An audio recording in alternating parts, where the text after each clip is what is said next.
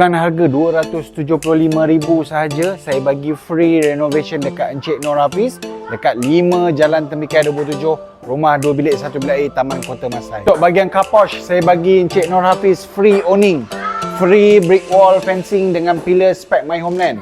Car porch saya bagi free fully tiles. Bahagian hall saya bagi dia ground floor fully mosaic daripada depan sampai belakang. Untuk bahagian ceiling ni saya bagi dia skirting cornice daripada bahagian hall ni sampai ke bahagian kitchen. Tangga ni sampai ke tingkat atas ni saya bagi free mosaic. Master bedroom Cik Nur Hafiz ni pun sama, mosaic baru, ceiling flat cornice, 1 downlight, 1 kipas dengan 3 panel sliding window. Untuk second bedroom, di lantai mosaic yang baru, ceiling flat cornice, 1 kipas, 1 downlight, 3 panel sliding window. Untuk bahagian dining dan kitchen ni saya bagi Encik Nur Hafiz free 10 kaki back extension dengan tabletop 6x4, ceiling flat cornice dengan 1 downlight, free 2 panel sliding window. Mozaikkan lantai dengannya dinding, lepas tu dengannya toilet bowl yang baru. Encik Nur Hafiz akan dapat rumah 50 ke 70% keadaan seperti baru, seperti yang saya janjikan dia, free renovation.